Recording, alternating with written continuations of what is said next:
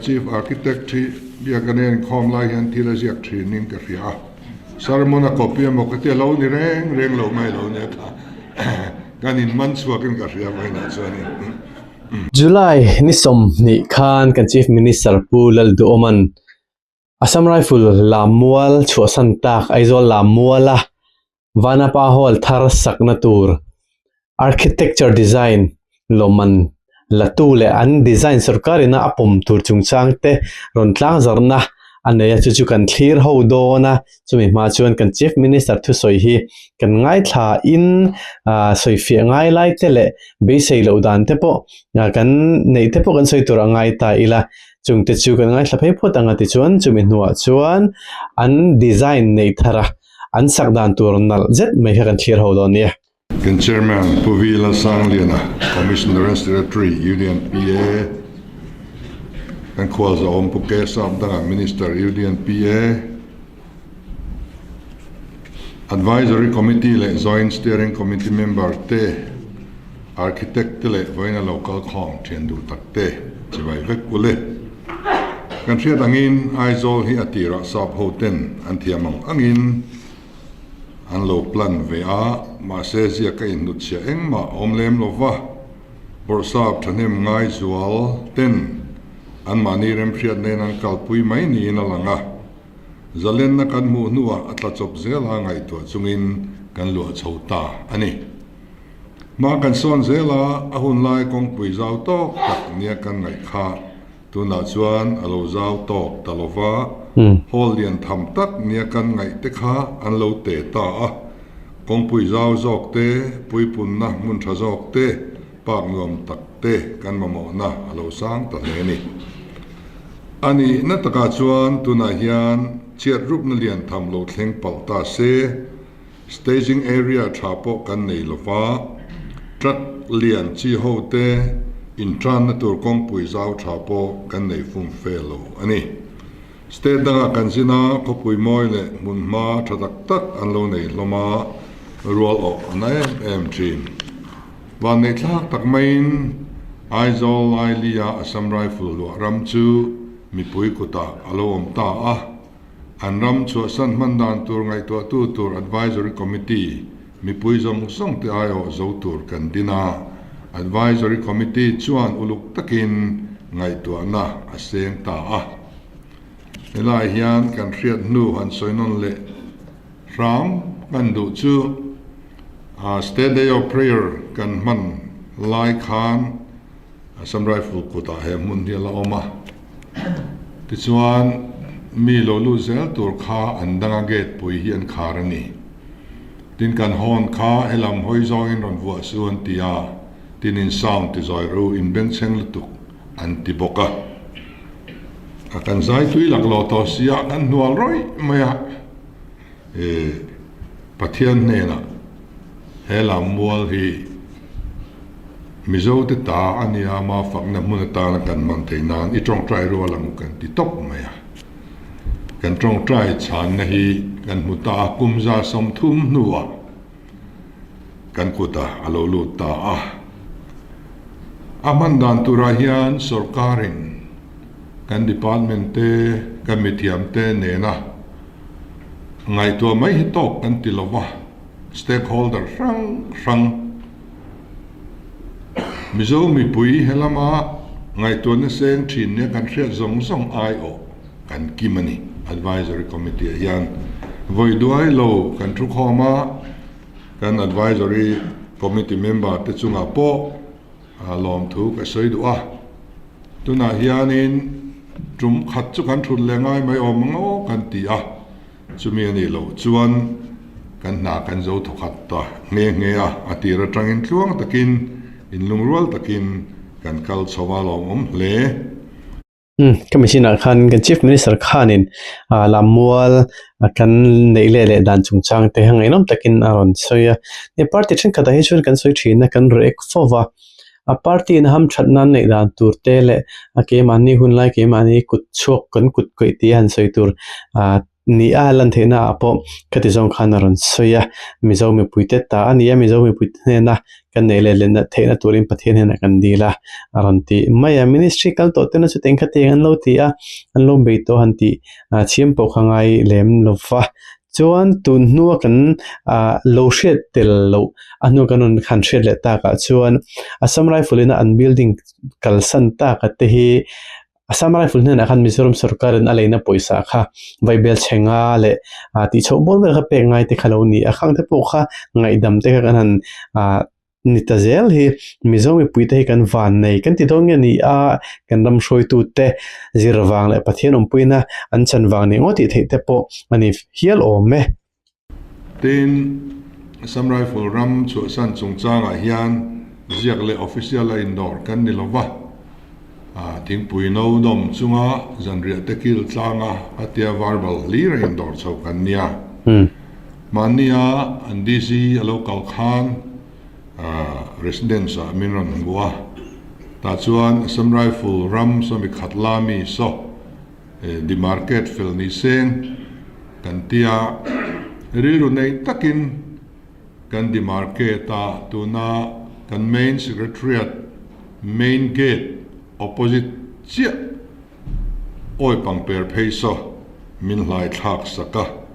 tuna hian revenue department in landlease an siam meka emian pe vele hian an pe ma poina lo ti lok thei china omin karinga boundary pillar te po kan da to thova PWD lamin chief minister office le residence tour an duang ve sok anga kutlang hal thoi kan do ni du rei don sia chief minister bangla om na khi anuam khop ma cheng tan chuanin chu san po uyom takani amaro chu khilai ki state guest house te tangkai zokin kan lamang thianga chief minister ber khilai a fala om dai khi aboi thang ma meeting a pui tam sia mine ko ne nin kara traffic jam zong kan sutlang reng maya solaya anom ve thei chuan ke in kan in pan thei dona petrol po kan save treu dona hun nen chu ti thuai kan du bok ti kha kan soitel du boka kha lo ni ta selania tuna kan chief minister bangla ne mek zar kot McDonald Hill lami hi lo chu san ta sera state guest house ami poimo tak ron thlen khom na tura tana man thei tura thil thatak tura ni don chumi ni rola ro chon khita thok thin pakhat in min thila chorin khitila hi a him vak lowa hi atirawa konglela ma chu Mizoram chu tlang ram ani tlang chung zol tlang sang lai te po alo ne bok nan thil ni theilu tuk te po ni na chen tam tak om anga kan chief minister in soi kha di khop maya kong ate phei to si chutela isonin mini ko thleng phei tur po sonin ti fe angai thina traffic lo jam to thin bok ning ma zong tak chuanin sumle pai han sen bel le na tur te po om thoma sela administration a ro rel na chuanin a fel faina zok le a chakna zok tur te po ni na lai khasu om ve don thowani tin kan in to khom na lian ber Vanapa Hall hi om na laili ma se amun ma che pa lir thei da na anga tok lova achu mazal tok to lova au pat to wangin sak that atul to boxia tharin sangu tin kan real ta ani Vanapa Hall chau hi kan malak na tur ani lova Idol Square te Heritage Court te Open Air Amphitheater te parking zau tak te pangmoi tak te din turin ruam manna siam ania tuna kongpui omsa po hi ti zau ni se atia chua chong lama kongpui thar sial rel boka aizol laili hi nasatakin kan thak nang lam don ani khami bika khan Assam Rifle lina ram chuasan tak aizola molan siam rem dan tura chuanin kongpui kumi kan threnga modern higher secondary school thlang baptist ina an big in hunan pe ka tanga kongron kal phe heta adak in puiron chok phei tur lai hi chu athil tang kai tak hi ni don ti hi alang cheng renga khami chung chang khan video te pokan siam to baptist ko ran te kha in fak om ka ti in tero pui ka ti pathian ma somnan don in phu ngoi Vanapa Hall tin kan lo lam thanga nichina presentation kanan mo khan Vanapa Center ti kha ain jadan ning ka ria khá po khá môi zo cái nên mẹ zo mấy thế nè chú UDNPA là mình anh làm ăn khá cần mang chầu thọ mẹ chứ bữa sau bao hồi đến tiền ăn khá cần ring tọ mẹ chứ hay chứ aron tita Vanapa Hall kan ti thin pialam khanin facilities chang chang om to don wang khanin I hall chone to lewin auditorium om dona main hall omanga lecture hall omanga boardroom omanga car parking om dona park te pom dona wang khanin a hall anga khachuna angin a hlom kim zo to lo mai the chumi a chuanin Vanapa center han ti po kha emazong tak chuanin a thatna lai tur te po chu om view mai the pusa pa aron kap ni var mai lo ruam han reng reng hi state dang khopui moi tak te mi thla chunga rual elna thinlung puin kan ram mel lan na tur kumtam tak lo la om tur thlenga kan tangkai pui tur ngai tu chungin kan kal puya Vanapa Hall and Park po hi khopui lai li taka om tur pui pun na mun lang sar ber tur niangin moi si thasi him si ni se kan dua min aizol an mit tharwala an mit thalo lang ve ngal tur iconic building sak kan du ani ni china presentation kan an ena khan tlai zong kha tlarwang maya moi don lein ka ria Meghalaya te peichuan in a festival ran pain and siama kan rama potwal trote tam ema kha min hip tu thatak ani karinga kha ba khan kan state tree her se hi war theilang kadu khop mai khoi puna po helai kher lowa po tin helai kan lamwal area shima po hianin a theina pianga herse te hian war taila herse kut te po kan lamang duin ka ringa Mizoram kan tual tro thing prun ngai mia lo pathian ina khwanu na duanang anga moi sa kan neya hei hi kan war Mizoram larna tur pakhata kan siam thiam poimo lein ka riani tin chu tiang hall le Park moi tang mai han sakdan tu chu architectural design competition buat sai hi tha in kan reta UDNPA ten an bo suya voina mor kan lo bok thei ta ani lomman pakhana dong tu Catalyst Architecture Studio tele finalist te kalom pui chawa aizol laili taka in architectural design hall and park langsar taka ding lo tur hi nang ni point in chuang ve le in karin he in ti siak na ti hlotlinga rontel zong song tele uluk taka endik na thok tu kan jury member te chunga po lom thu ka soini he kan chief architect thi bia kanen khom lai han thila siak training ka ria sarmona copy mo ka te lo ni reng lo mai lo ne kan du lut kan ni man so ka ria mai ni chani Architecture hian building sakringa ka kok lova achunga om turte amang tu ten engang takin ngan man tangkai thei ang ti te kan riat lok na ani van tlang mun phei hi chu ahu howa kan pun khom na tur nau pang ten in fiam na le tual chaina ta na an man tur te ni design fil fai tak nei lova sakngai mai chi ani lo ani kan winner polar in zual ral te hi 35th Zeke Indian Architect of the Year 2026 Loman Dong Tu Aniti Kalofria India Rama Architect Thiam Berkuta Vanapa Hall and Park Design hi alom le in Kafria kanen diktu te hian an thlang sual lovin karing lomana cheng noi sari adong photanga nakina consultation fee ala dong le do project khoi lenga asang na tur hi sumruwa mansal omloma se PM Divine mga sak kan tumdona concept paper le DPR te chak takin kan dum zui don nia PM Divine hi kan mutur zat ala chiang thei lova thil dang ne na club together and tum ni ten country cross zaruk borvel hi chu dong tura kan hanin ngai ri ngota ta chuanin project lian pui mai chok phi kan neya mi kan khop kham don lo viawa adil pundan te po kan langai to zel tura ngai ta ilangin Architectural Design Award semna kan nei theina tura ruam man na siam tu tele competition huai hot tu te chunga lom thu ka soya Canonical Department UDNPA Department te thei top chualo tang sau turin ka ngen bok ani kalome Lekati zong kha kan chief minister thusai kha lonita kan chief minister hi ahun le muna ngai thatu te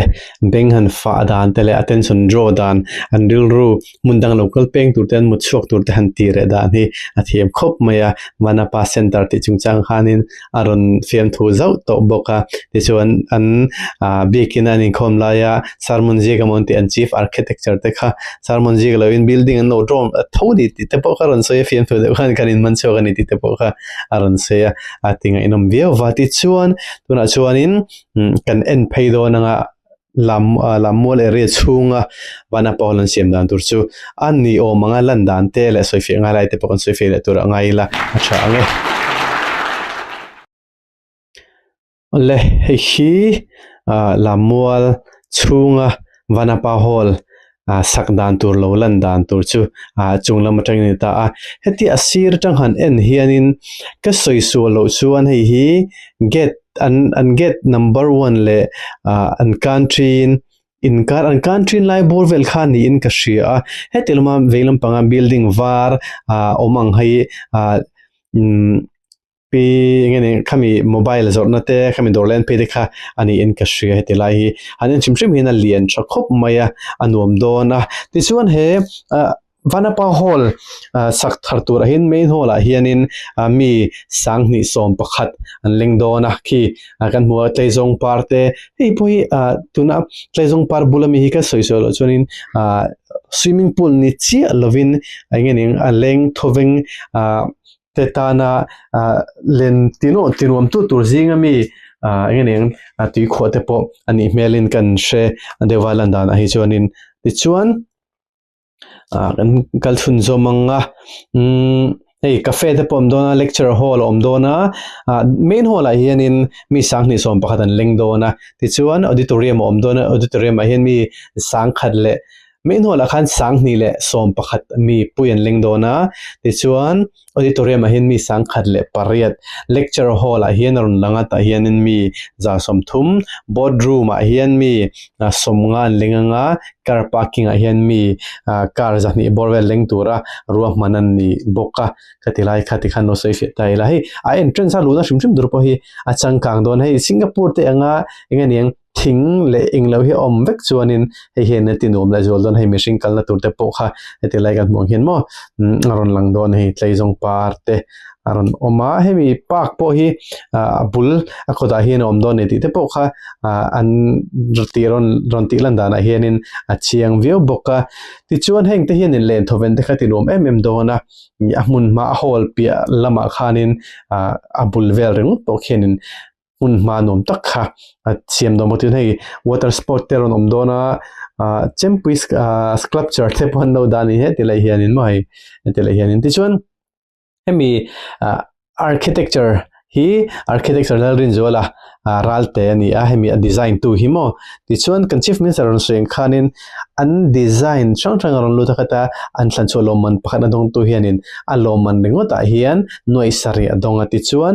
ama design hi an khoi dona wangin nakina ama khanin engeniang aloron enkol chunjom zel dona hemi an saktura hi chungte chuni dona view po hi nuam don khop mai hi aizol chong lampang mo atingte po khani dona ti chuan hemi chung rungot po hi kan mu ang hianin a main entrance rungot po hi ingeng thalak na turte le